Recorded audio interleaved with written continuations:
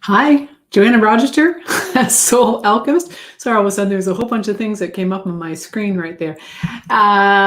Sorry about that. Joanna Rochester, Soul Alchemist. Today we're going to talk about how to feel better, how to achieve those wellness goals that you've been searching for. And it comes down to being in alignment with your soul purpose. When you're in alignment with your soul, everything falls into place. Your health, your abundance in your life, the people that you're attracting, the job that you have, your relationships, everything falls into place. When there's alignment, you get into the flow of life. There's less drama, there's more joy, more happiness, but it all comes together. So in order to achieve wellness, get into alignment with your soul purpose. How do you get into alignment with your soul purpose? Well, we're going to talk about that more today, and how to figure it out. I used to watch videos all the time, or all those memes about, when you're in alignment, when you've achieved your soul purpose, when you know what your soul purpose was. And I always thought, I have no idea what my soul purpose is. And I can tell you that I have a better idea now than I ever did before, but that doesn't mean that I understand my soul purpose completely. I know that I'm here to do, for acts of service to others, but I also know that I'm here to figure myself out, to remember who I am, to understand more about human emotions and life adventures and everything like that. So coming into alignment with your soul purpose will help you feel better. And when you feel better, though, it's easier to work on alignment with your soul purpose. So it's one of those conundrums. It's that full cycle, that if you're not getting enough sleep, then you're not going to be able to lose weight, then you're not going to feel good. It's the same kind of thing. So how do you so is it the chicken or the egg? Is it understanding what your soul purpose is, or is it coming to a place of wellness? And this really is a question that is challenging. And I think it's both. When you feel better, it's easier to try and figure out what your soul purpose is, what you're supposed to be aligned with, et cetera, et cetera. So, and why does the alignment, with your soul purpose play such a big role? And I think there's a lot of confusion about this, and a lot of a lack of connection between the brain and the body, between the heart and the brain, all these things. We've forgotten the huge impact that our thoughts and our emotions, our well-being, our physical well-being have on each other. So how do you come back? Sorry, I'm just trying to, all right, so let's briefly talk about the physical well-being.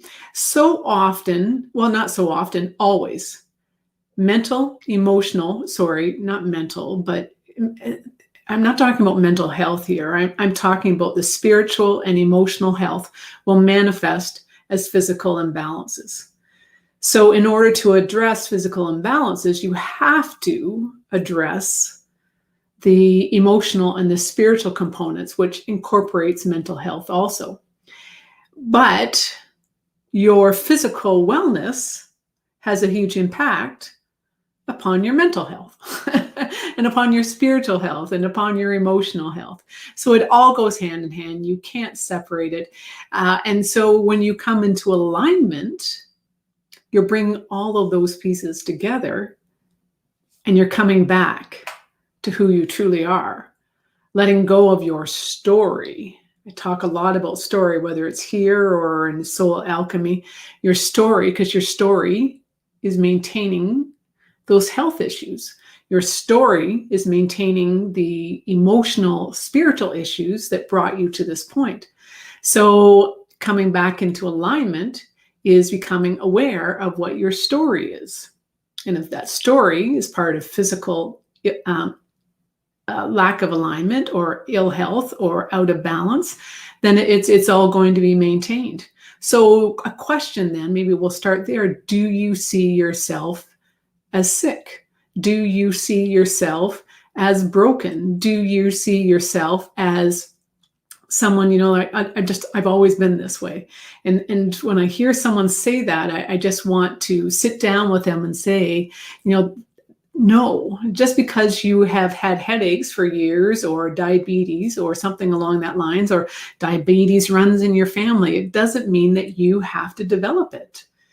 You are pre-programmed to move in that direction if you stay in the same path that your ancestors did before you, all those people. But diabetes is also a mindset, not about diabetes itself, but about your physical health, about the way that you eat, the amount of exercise that you get, because you can change it. Who was it? I forget who it was, but there was I can picture him. Anyways, there was a group of mind experts, some motivational experts that got together, and they brought in 30 people for 30 days, all who were diabetic on insulin. And they provided those 30 people with a raw food diet, and they brought them to a center, and they talked, they did a lot of the mindset and looking at lifestyle and everything like that. But by the end of that 30 days, 27 of the people had come off their insulin and all, the other diabetes meds. And the other 3 were just on the way towards doing that. So when you bring all of the pieces together, you can change everything inside you. They were changing their way of looking at things. And, we used to think that DNA had a huge impact upon our health.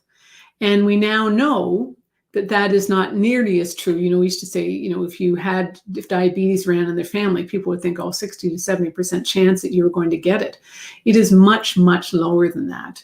And this is an issue that a lot of people, thank you. This is an issue that a lot of people don't understand. It can be as low as 3 to 4% if you have an imbalance that runs in your family. So if you take a look at that and reconsider that you don't have to take on what your ancestors took on. You can be separate. You can run your life. Diabetes, for example, change your diet, change the physical fitness level, reassess your way of looking at yourself. And you can release that. Even if you're pre-diabetic or diabetic, you can release that imbalance. If it's type 1 diabetes, that's something that is, unlikely that you can change, although anything is possible. And that's the beauty of our bodies. Our bodies are designed to heal themselves, given the right tools and given the right time frame, the diet, everything along those lines. So often we have to change everything about ourselves. And so I'm a homeopath and a nutritionist, but taking a lot of courses with homeopaths from India, etc. And they are much more stringent about the clients that they take on. If you come to a homeopath, some homeopaths in India, or even here in Canada or United States. If you go to a homeopath, there are homeopaths will say, unless you give up coffee, unless you change your diet, and they won't even take you on or quit smoking or whatever, imbalances that you've got. They won't take you on as a client because it's very challenging to change your health if you continue to bring imbalances into your body. So then there's a question of, why can't you give up smoking? Why can't you give up coffee? So many different things about that, right? But if you can change your mindset, etc., then you can change your health.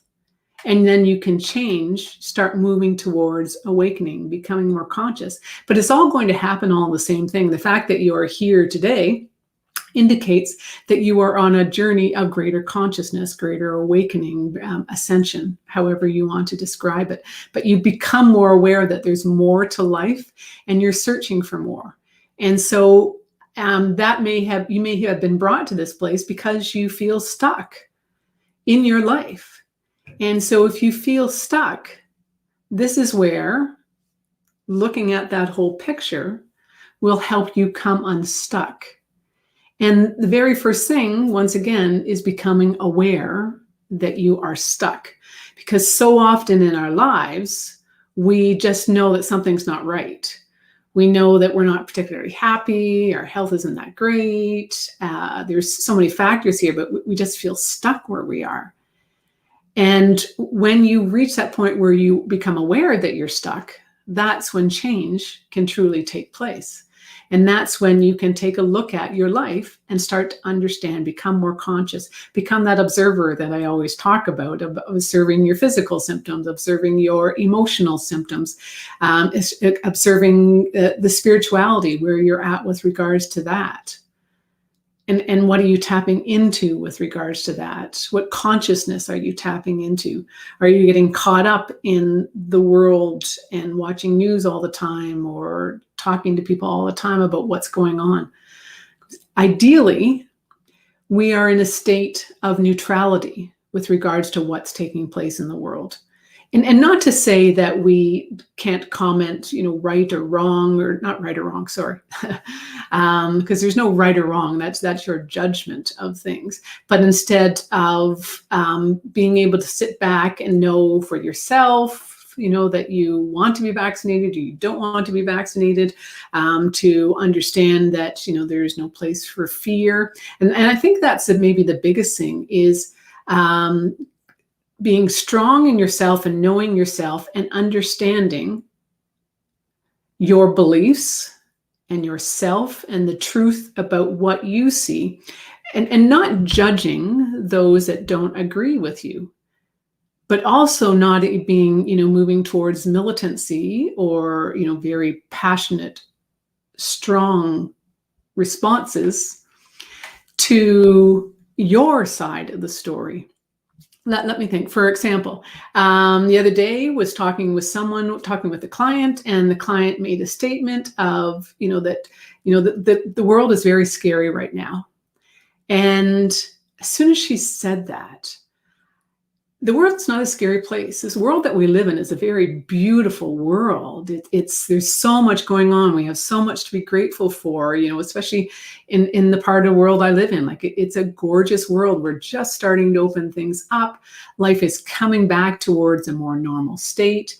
We still have to wear masks in public places, and there's still limited connection between people, but it's a beautiful world. There's all kinds of stuff going on in the background. Well, not necessarily in the background, but there's all kinds of stuff going on that could make us see it as a scary place. But when we start going down that road of this is scary, then we move out of that zero neutrality of being able to observe.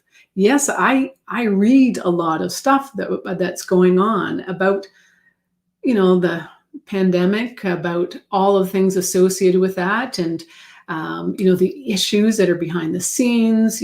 There's talk about so many things, and you could very easily start to think, oh my God, what is this world coming to? But instead, I see it as, and I don't want to minimize any of this, but I see it as another adventure. This is another adventure that we're on. And, how do I let it affect me? No. Does it affect me? It affects my outside world, but it doesn't affect my inside world. It doesn't affect how I see the world. I am still grateful for this beautiful world and the abundance that is in it. And there's not to say that there's not things that I'd like to change, that I'd like to have greater abundance in some areas, but that's okay. But not getting caught up in, oh my God. And I would also suggest that the militancy or the strong, passionate outbursts are one side, where we look at them and go, oh my gosh, these people. But if you look at the other side is also doing the same thing. And so it's a lower vibration, it tends to be, because they're each saying that only their side is right. So to want to stay away from that topic. But this is a big part of our world, and not only what's going on right now, but in so many other areas. Do you get caught in drama? And I was just at a leadership conference, an online conference on the weekend. One of the great points that I heard from it is that, is coming out and understanding the difference between drama and conflict. And so often we're caught up in drama because we have avoided conflict. And so if we can stand in our power and understand ourselves and know what we're worthy of, etc., we can address people without the emotion and say, I deserve this. And so I'm going to say something to you. And this is my point of view without the emotion. And it can get rid of the conflict, by stating your truth, your story. That can happen when you stand in your power and you don't avoid conflict. And we so often do this. We don't want to say something to someone, or we don't want to get caught in an argument or anything like that. So we just don't. And then we get caught in drama. So, whether this is a relationship, this is business, or whatever it is, avoiding conflict will create drama down the road. So if you can recognize where you're at and find a way to, and there's so much here, because I can say find a way to not hurt someone's feelings when you're saying something, but ideally you're not going to hurt someone's feeling. That may be how they take it, but that's not how you intended it. So that's what matters. Yes, we have to care about other people, but we care way too much about what other people think about us. And then we get caught up in the drama because we don't want to hurt their feelings. We don't want them to feel bad. So instead we do things and say things that we think we're doing it to protect other people, but instead we're doing it because we want to avoid conflict. And so the more that we can step into our own power, know that we deserve it and we're worth it, and that, it's okay if someone feels bad. That's not really your issue. If the information has been presented in a way that is not hurtful, not emotional, etc. So it's a challenging balance, a fine line, but it is there. But it'll also help you come into alignment more. Sorry about that. So this is an ongoing journey, and it's an ongoing path, but it's also part of coming unstuck. Because when we are standing in our power, standing in our knowledge of that we deserve and that we're worth it, then we can become unstuck. So often stuck is because we've gotten stuck in our story. We've got caught up in our story, and our story limits us. And your story is that story of who you are. Physically, emotionally, spiritually. What have people said about you? Do you describe yourself as shy? Do you describe yourself as sick? Do you describe yourself, or not sick, but that, I'm diabetic? Or, even one of the big things is, and I'm just thinking of someone that, one of the first things she does is introduce herself as vegan. And good for her. Like that being vegan is challenging, right? And there's so many reasons why she chose it. But if that becomes your defining moment, and not with judgment, but that's how she defines herself. And it is interesting. Hi, Elsa. That if that's how you define yourself, by the food that you eat, I would just suggest how what does that say about you? There is a lack of self-confidence, perhaps, a lack of self-esteem. It would be something that I would, if I was working with someone, is to explore who they really are. Do they know who they are, right? Internally. And with homeopathy, this is one thing with homeopathy too, we ask 100 questions, but it's always, one of the questions is who are you? Right? If I know you, then I would say, pretend you don't know, we don't know each other, or pretend, that you're talking to someone else, and describe yourself.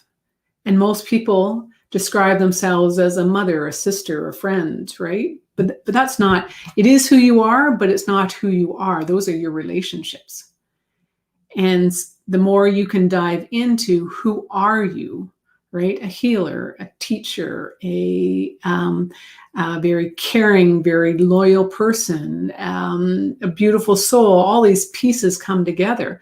But that comes about when you're not stuck, when you begin to explore who you truly are and begin to explore your relationship with yourself and the outside world and explore self-love. And these things will that exploration will help you come unstuck and allow the energy to flow and allow you to release your story so that you can step into alignment and then come back to healing your physical body. And it can happen overnight. We hear of miraculous recoveries, and people go on to write stories about it. And I was just watching Elizabeth April, and she healed herself from an autoimmune disease. She's, in her I think she's in her late 20s, but when she was in her early, just before she turned 20, she'd had a very spiritual life growing up, and she finally came to realize that she could heal herself, and she was able to do that. And now she shares her story, but she collects with the Galactic Council. There's so many things there, but we are designed to heal ourselves. We've forgotten how. It's bringing the pieces together that are so necessary. And it's never about the physical or, the separate pieces of it. It's bringing all the pieces together and giving your body the tool that it needs. And that comes first from that emotional and spiritual change, realignment, coming unstuck. And, our stories are big stories. They've, depending upon your age, right? You've had a long time to create that story, but it's not who you are. And it's keeping you out of alignment with your soul. And it's keeping you out of alignment so that your body can heal itself. So you've come to realize that you're stuck and you want to move forward. The biggest thing that you can do for yourself is be that observer. Be curious about what your body's showing you, what your thoughts are, what your emotions are. And I can't understate this or overstate this enough, because this is such a huge component of awakening and greater consciousness and moving forward, individuation, if you follow Carl Jung or other psychotherapists. This is a movement. It's diving into you and understanding you and becoming more aware of who you truly are on the inside. That will also change the outside. I was watching a video the other night of this person that Lee Carroll, I think it is, and he channels Cryon. And about 10 years ago, he asked his body to stop counting every day. It counts a day every other day. And so he has slowed down his aging process and looks much younger than anyone his age. We are all capable of that. Anything is possible if we come back to ourselves. I've done that, by the way. I just watched it about a week ago. So I've done that. That was one of the very first things I did, was start to ask my body to stop counting every day. So, but there's the beauty of it. Anything's possible, and it's all open to you, and alignment with your soul will help you. One of the things, I'm offering a 8-week workshop that's starting this week that is called Transform Your Life. And it's all about understanding energy and transformation. And, we're going to talk about energy and getting grounded and spirituality and what your gifts are and further development skills and tools. And each night I'll talk about a different subject, and then 15 minutes of tips and tools, and then 15 minutes of question and answer. So I think it's a really great workshop. Wednesday night, 7 o'clock, maybe we might be changing the time to 7:30 or 8 o'clock Eastern Standard Time. So it is a great tool for anyone that's begun their journey of energy and awareness and wants the basics and to understand more about themselves. And it'll open you up to so much more. Manifesting things is about daydreaming. So you daydream about the emotions that you want to feel at the end of the day. Or I want to feel joy. I want to feel I have energy. I want to feel that I have purpose. I want to feel satisfaction in my life. All of these things. So sit down for 5-10 minutes a few times a day and daydream about the emotions that you want to feel in your ideal day or where you're moving towards. You want to feel abundance. And then every day do something little towards achieving those goals. But that something little, right, it is something little, or it can be big, but it could be that you watch a different video to understand yourself, or you pick up a book, or you start to go on, in your business, you start to find realignment with your business. But it's doing one little thing every day to show the universe, okay, here's what I want, and here's what I'm doing today towards achieving it. And that's when manifestation change can come about very quickly. So bringing it back, realizing that you're stuck will help you move out of being stuck and help you to develop awareness and grow and to move into alignment with your soul purpose so that you can get into the flow. I just spit there, sorry. And start to understand yourself better and come to a place where you feel good physically and spiritually, emotionally, and all those pieces will help you change your life and achieve any wellness goal that you want. But it's telling you or set your soul, I'm ready, and setting that intent. Joanna Rochester, Soul Alchemist. This is the Wellness Edition. Join me every Tuesday at 10:30 for this on Real Talk. Speak Up, Real Talk. Soul Alchemy, which is part of Speak Up and Empower, online community of heart-centered people. Check out speakupandempower.com and consider joining. It's a great community all over the world of people that want more in their life. So check it out. And also join me on Thursdays at 12:30 for Real Talk Soul Alchemy. Or if you'd like more information about the Transform Your Life workshop series, reach out to me on my Facebook page, Joanna Rochester, or on speakupandempower.com under my profile. Have an amazing day.